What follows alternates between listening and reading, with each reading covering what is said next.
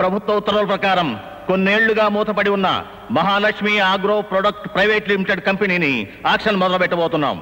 Electricity department కి, municipal corporation కి, కార్మికులకు మేనేజ్మెంట్ బకాయి పడ్డ మొత్తం 1,20,00,000.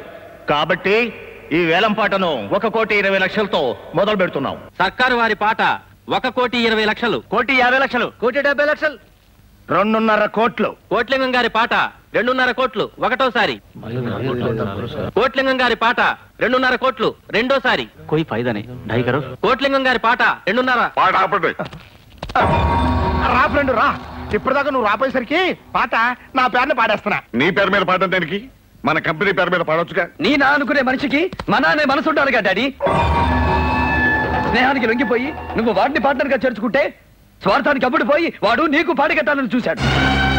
ఆక్షన్ తనుకొట్టేయాలనే ఆలోచనతో పథకం ప్రకారం వీడు నిన్ను చంపాలనుకున్నాడు. అదృష్టవశాత్తు నీ కారు నేనే వేసుకెళ్ళబట్టి వీళ్ళ అసలు రంగు బయటపడింది. రండి ఇన్స్పెక్టర్ గారు, తీసుకెళ్ళండి. నా డబ్బు తింటే బాధపడేవాడిని కాదు, నా ఆస్తికి నష్టం తెస్తే పట్టించుకునేవాడిని కాదు. నమ్మకంగా ఉంటూ నాకే ద్రోహం తలపెడతావా? తింటానికి లేదు, ఇంత అన్నం పెట్టమని ఏడిస్తే మన పాత స్నేహాన్ని గుర్తు పెట్టుకుని నిన్ను నా పార్ట్నర్ గా చేసుకున్నాను రా. ఒంటి నిండా రోగాలు పెట్టుకుని ఒక్కరోజు కూడా ఫ్యాక్టరీకి రాకపోయినా లాభాల్లో వాటాలు పంపాను రా. అలాంటిది నన్ను చంపాలని చూస్తావురా? ఈ క్షణం నుంచి నీకు ఈ ఫ్యాక్టరీకి ఏ సంబంధం లేదు. అదేంటి సార్, ఇలాంటి వాడిని అంత తేలిక వదిలిపెడితే ఎలా? మనిషికి మాటతో సమాధానం చెప్పాలి, కానీ ఇలాంటి కుక్కకి చెప్పుతో సమాధానం చెప్పాలి సార్. ఏంటి అలా చూస్తావు? నేనెవరో చెప్పుకో చూద్దాం. ఏడ్చినట్టుంది. నిన్ను కడుపారా చూసుకుందామని ఇక్కడ పనులు చేస్తే నన్ను అసలు పట్టించుకోవేంటి? ఎలా చూసుకుందామని? కడుపారా చూసుకుందామని. కడుపారా చూసుకుందామని కాదే, కల్లారా చూసుకుందామని. నీ భాష తగలయ్యా. ఏదోలే. అమ్మాజీ నువ్వు కారు టైర్ అయితే నేను నిన్నంటి పెట్టుకున్న ట్యూబ్నే. ఆ ట్యూబ్ కి ఎప్పుడో పంచర్ పడుద్ది. ఏంటే బోరుకొచ్చిన ఇంజిన్లాగా ఓ నస పెడతావు? నువ్వు ఇట్టాగి అంటూ ఉండు, మా అన్న ఎవరితో తాళి కట్టించేస్తాడు. ఏంటి వాడు కట్టించేది? పప్పులో ఉప్పు మెట్టడారు వెనక మీసాలు పెట్టినట్టు తింగరదవా? వాడేం తింగరదో కాదు. కాకపోతే నువ్వు తింగరదానివా? చాలు ఎవరికా. మా అన్న చాలా తెలివైనోడు. మా అయ్య నాకు రాసిన ఆస్తంతా తొక్కేద్దాం అనుకుంటున్నాడు. తొక్కేయడానికి ఏమైనా యాక్సిడెంట్ అనుకున్నాడా? అవును, మీ బ్రదర్ నాకేమాత్రం కట్నం ఇవ్వాలనుకున్నాడు? సిగ్గు లేకపోతే సరే. కట్నం అంటే కట్నం.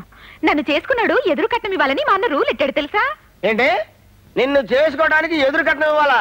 మీ అన్నని బోల్ తాగొట్టించి టింకరింగ్ చేయించి 10 పైసలు కట్నం ఇవ్వకుండా నిన్ను చేసుకోకపోతే నా పేరు అప్పాజే కాదు. మాటలు కాదు, చేతలు కావాలా?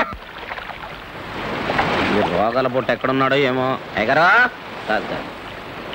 అయ్యగారు అయ్యగారే అయ్యగారు, ఆ పై జానడు కూడా పూర్తి చేస్తే శ్మశానం సెట్ అయిపోయి.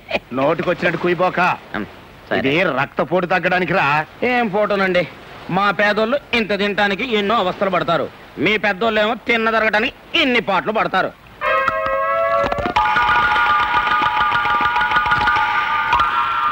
ఏంటా మెక్కుడు? డైరీ ఫారం గొట్టులాగా నా కంటి ముందట మెక్కబోకరా. ఆకలిగా ఉంది, నాలుగు పీకేస్తుంది. ఆకలి పట్టుకోవటానికి మంచి కథ చెప్పనా? కథలు చెప్పడం నీకు అలవాటే కదా, చెప్పు.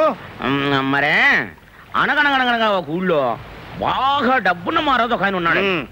ఆయనకి ఎంత సంపాదించినా తృప్తి లేదండి. ఇదేదో నా కథలాగా ఉందట్రా. అబ్బా, సెంటర్ లో చేంజ్లు ఉంటాయండి, మధ్యలో బ్రేక్ లేకండి మీరు. ఆయన పేరు అలెగ్జాండర్ అండి. దేశాలు గెలిచిన తర్వాత చివరికి చచ్చిపోయేటప్పుడు ఒక చిన్న కోరాడటండి. ఏమని?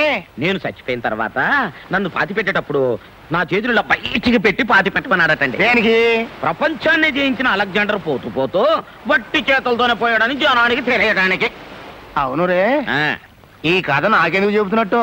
ఎందుకంటే ఉన్నదాంతో తృప్తి పడక ఇంకా సంపాదించాలని, ఉన్న ఒక్కగానొక్క కొడుకును జైలు పాలు చేసుకుని చెప్పు దెబ్బలు తిన్న మీ బుద్ధి మారాలని. జ్ఞానోదయం అయిపోయిందిరా. ఎక్కడైనా ఆగలేను. నా చేతులు బయట తినన్నా నా ఆస్తిలో సగం నీకు రాసిచ్చేస్తా. థ్యాంక్స్ అండి. మీ ఒంటెన్ని రోగాలున్నా మీ మనసు మాత్రం వెళ్ళండి.